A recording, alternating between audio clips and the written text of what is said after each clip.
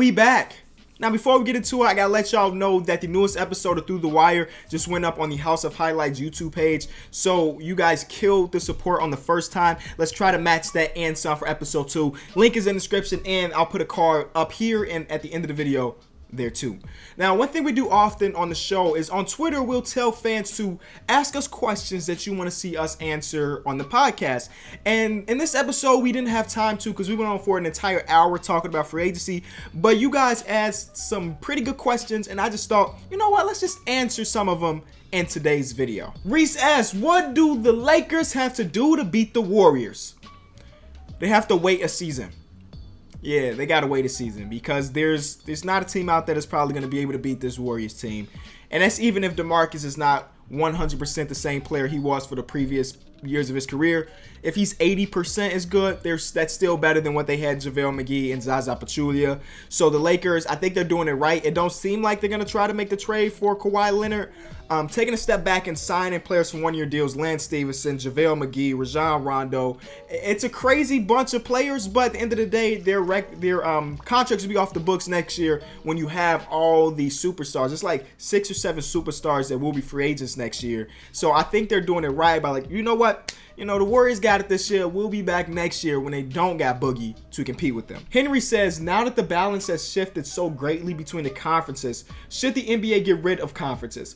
I've said this for a couple years now. I think it'll be fun. I kind of understand why they haven't done it yet, but I think it'll be so much more competitive as far as playoff goes if we got rid of conferences. Think about a couple years ago, that Phoenix Suns team missed the playoffs where they were extremely better than the last 2 teams that did make the playoffs in the Eastern Conference. You know, I think getting rid of conferences makes a lot of sense as far as if you want a competitive playoffs for the first couple rounds, that is the way to do it. But the counter to that is the fact that what if a team in New York get matched up against a team in California? You know, it's usually just one day between games, and that's a long travel distance to go back and forth and back and forth. But I don't know. I think getting rid of conferences would just be great for as far as competitiveness. And then you can't say, or you wouldn't have been able to say that LeBron's got a cakewalk in the East or whatever, because the best teams are always going to be the teams that make the playoffs. So I think they should. I don't think they ever will, though. Matt says, do you think Nerlens Noel will have an impact on OKC's success, and how will he fit with their system? Now, Nerlens Noel is such a questionable player because he went from, on those Philly teams, you know, he's averaging 30 minutes per game, obviously, because they were trash. They weren't trying to win. They were just playing their young players. And then he gets to Dallas. The first season, he plays like 22 minutes per game. And then last year, he very rarely played.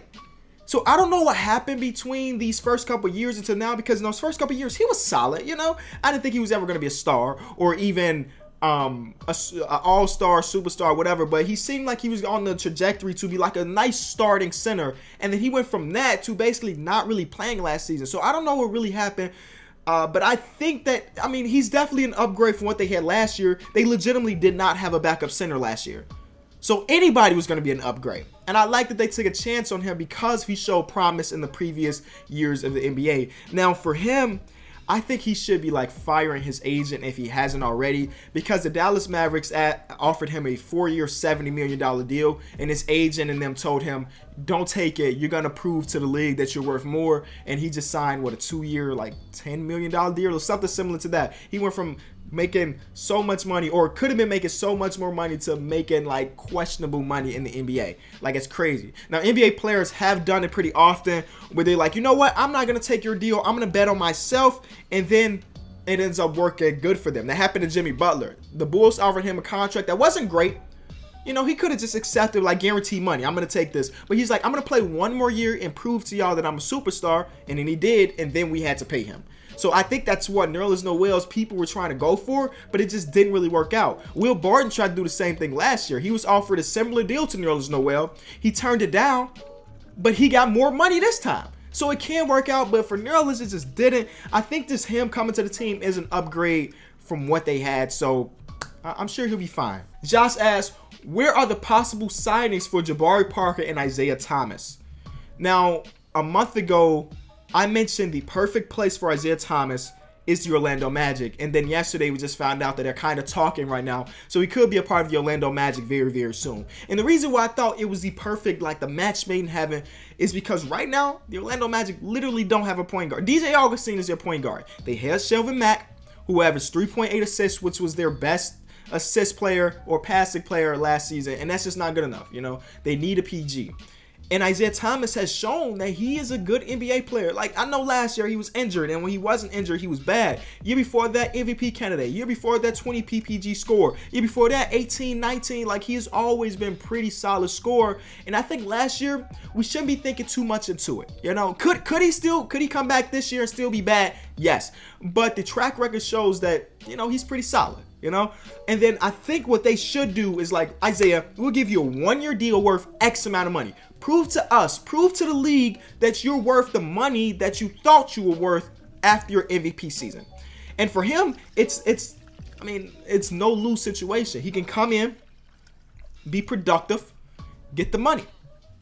Be productive, get the money. And Orlando Magic don't have a PG. So I just thought that was a perfect match made in heaven. I'm glad they're making a step to try to get him. And then the pick and roll with Mo Bamba and Isaiah Thomas, I think that'll be solid. So I hope he ends up there. I don't know what other team would need him as far as, I think any other place in the league he goes, he'll probably be a backup PG. But in Orlando, he is a starter, you know. Oh, and then for Jabari Parker, I don't really know. I think whatever team Jabari Parker ends up on, it's going to be one of those teams that's kind of in a rebuilding period. If you don't know, I really doubt that that Jabari Parker will be part of the Milwaukee Bucks next season.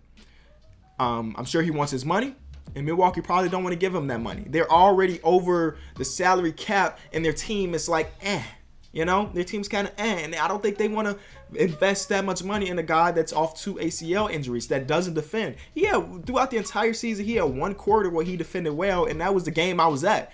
Game 3. I was at game 3 against the Boston Celtics. Like, he was everywhere defensively. I was like, can he play defense? But he really not that great of a defender. And then him and Giannis, they don't really fit well together. So I don't know where he would end up. I'm just guessing it's going to be one of those lower tier teams that's rebuilding. You know, he's still young. He can fit in the timeline with a rebuilding team. I just don't know where it's at yet. Travis asks, should the NBA veto some free agency moves?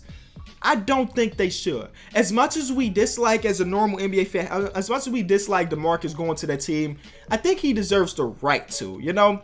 Like when David Stern vetoed the Chris Paul trade, I wasn't a fan of that. If the general manager was dumb enough to make that move, let him make that move.